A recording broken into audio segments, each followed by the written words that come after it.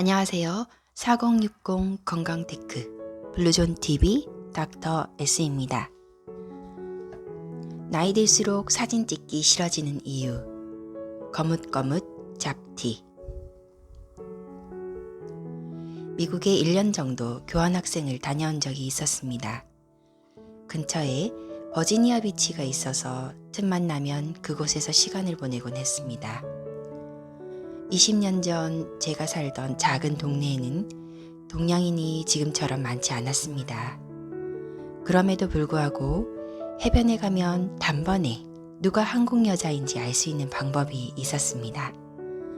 모두 벗어젖히고 태양을 만끽하고 있는 사이 섬처럼 모자에 선글라스에 팔토시에 양산까지 쓰고 있으면 거의 99%였죠. 저 또한 백옥 같은 피부를 선호하던 한국 여자인지라 20대 초반이었음에도 불구하고 갖출 것은 다 갖춰야 마음이 편했습니다. 지금 생각해보면 그때만이라도 조금 마음껏 좀 더 자유롭게 태양을 즐겼으면 어땠을까 후회되기도 한답니다. 자결하는 태양 아래에서 비키니에 선글라스만 쓰고 돌아다니는 것은 상상도 못할 일이 되어버렸죠. 이효리같이 태닝 잘된 건강한 피부를 가진 스타들의 활약으로 예쁜 피부색에 대한 인식이 많이 바뀌었습니다. 하지만 동양 여자들, 특히 한국 여자들의 이영애같이 깨끗하고 하얀 피부에 대한 사랑은 식을 줄 모릅니다. 이것이 유독 동양에서 미백 화장품이 잘 팔리는 이유이기도 합니다. 그런데 35세를 넘어가면 여자들의 피부 건강에 적신호가 켜집니다.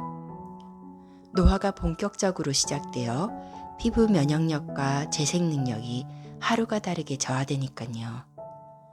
변화하는 여성 호르몬으로 인해 콜라겐과 엘라스틴 양이 급격히 떨어져서 얼굴에 탄력이 없어진답니다. 20대 때는 수시로 거울을 들여다보고 미모를 점검하던 사람들도 40대가 되면 거울을 보기 두려워집니다. 왠지 칙칙하고 눈가 기미도 짙어 보이고 노인들에게만 생기는 줄 알았던 검버섯이 하나둘 자리 잡기 시작하니까요. 얼굴과 목의 가장자리를 따라 오돌오돌 거뭇거뭇한 편평사마귀와 지젖도 눈에 띄게 늘어납니다. 심한 경우 가슴과 배까지 번져 대중목욕탕에 가기 두려워질 수도 있습니다. 이것뿐만이 아닙니다. 젊을 때는 잘 생기지 않던 피지샘 증식증, 모세혈관 증식증, 체리혈관종 같은 피부질환도 더 잘 발생하게 되죠. 폐경이 가까워 오면 속건조가 심해지면서 원인을 알 수 없는 가려움증이 심해지는 경우도 있습니다. 여성들이 거울 보기 두렵게 만드는 여러 가지 원인들에 대한 해결책은 없을까요? 문제의 실마리는 바로 물에 있습니다. 아기들의 피부는 잘 익은 토마토처럼 탱탱하고 수분을 가득 머금고 있습니다. 실제 아기는 체중의 80%가 물이죠. 반면 성인이 되면 남성은 60%, 여성은 55%, 노인이 되면 50%까지 수분 함량이 줄어들게 됩니다. 인간은 점점 사막화되어가며 죽어가는 것이죠. 아기 피부와 노화가 시작된 여성의 피부가 차이나는 결정적 이유를 피부의 보습력에서 찾을 수 있는 근거이기도 합니다. 또한 피부가 물을 머금을 수 있는 능력은 외부의 자극에서 피부를 지켜주는 피부 면역력과도 밀접한 관계가 있습니다. 유전적으로 건조한 피부를 타고난 아토피 피부를 가진 유아들의 경우 알레르기 물질, 세균, 바이러스 등의 감염에 매우 취약한데 피부 보습력과 면역력과의 관계를 잘 보여주는 일례입니다.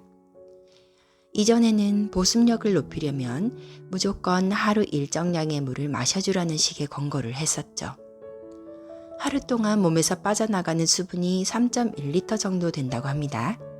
소변으로 1.5리터, 대변으로 0.1리터, 땀으로 0.5리터, 호흡으로 0.5리터가 사라집니다.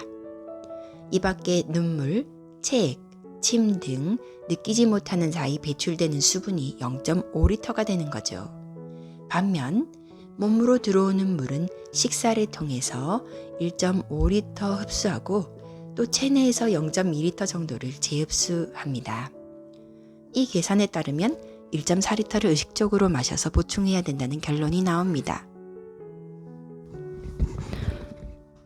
의학 박사 하워드 뮤레드는 그에 져서 물 마시지 마라 해서 막무가내로 물을 많이 마시는 것이 중요한 것이 아니라 세포가 물을 잘 잡아둘 수 있는 능력을 기르도록 도와주는 것이 중요하다고 말합니다. 세포가 제 기능을 유지하는 데 필요한 물을 충분히 저장하지 못한다면 아무리 물을 많이 마셔도 소용없다는 것입니다. 오히려 쓸데없이 세포들 사이를 떠다니며 수분이 축적되어 부종이 발생할 뿐이죠. 그리고 덧붙여 세포의 소화 능력을 키우는 데는 일반 물을 마시는 것보다 야채와 과일을 포함한 기타 수분과 비타민, 미네랄이 풍부한 음식을 통해 이왕이면 생으로 섭취하는 것이 훨씬 더 효율적이라고 설명했습니다. 저 역시 진료를 보다 보면 가끔 갱년기를 맞아 속 건조감이나 가려움을 호소하며 내원하시는 환자분들을 자주 만났는데요. 그때 단순히 가려움을 진정시키는 약이나 일회성 관리를 소개하기보단 워터시크릿을 안내해 드리는데 많은 분들이 도움이 되었다며 좋아하시는 경험을 하였습니다. 어쨌든 그가 소개한 세포 소화력을 키우는 워터시크릿 몇 가지를 소개해 보고자 합니다. 아이러니하게도 피부과 의사인 하워드 뮤레드가 소개한 비법 중 상당 부분이 마음을 다스리는 것과 연관되어 있습니다.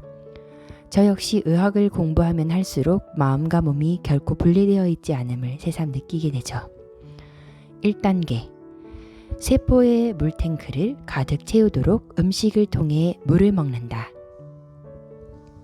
이때 식단표를 사용하여 체계적으로 섭취하는 것이 좋은데 그가 제안하는 소화력을 올리는 음식들은 그 다음에 소개해 드리도록 하겠습니다.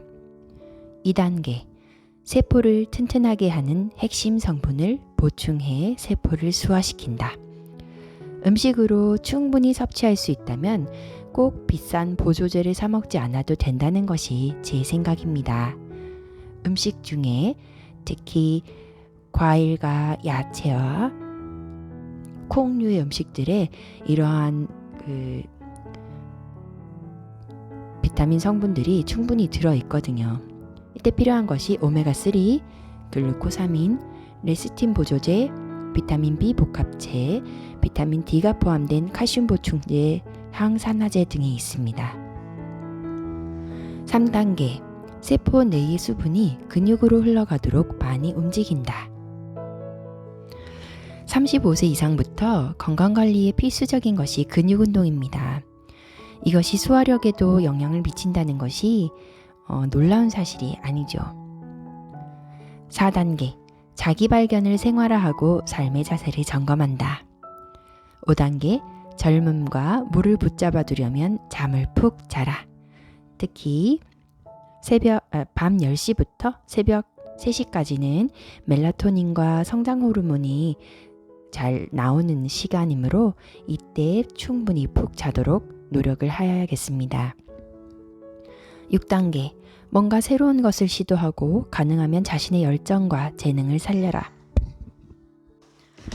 잡티 없는 아기 피부를 위해 제안하는 오늘의 습관.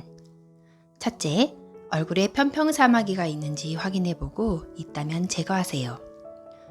편평사마귀는 인체 유두성 바이러스, 휴먼 파필로마 바이러스에 의한 질환입니다. 1에서 3mm 크기의 피부색 또는 연한 갈색으로 약간 용기된 형태를 보여주는데 피부의 표층에 존재하다 보니 병변을 긁거나 문지르는 단순한 행동에 의해서도 쉽게 번질 수 있습니다. 대부분 점인 줄 오인하고 계시죠? 저 역시 출산 후에 모르는 사이 이것이 얼굴과 목에 퍼져 있는 것을 방치하였더니 점점 수가 늘고 진해져서 주기적으로 제거하고 있습니다. 본인의 피부가 이 바이러스에 대한 면역이 없어서 생기는 것이라 이미 많이 퍼져 있다면 완전 박멸은 힘들 수도 있습니다. 따라서 이것이 의심되시는 분들은 조기 진단, 조기 치료를 하는 것이 좋겠습니다. 둘째, 잡티와 기미가 심해지는 주된 요인은 노화와 자외선입니다.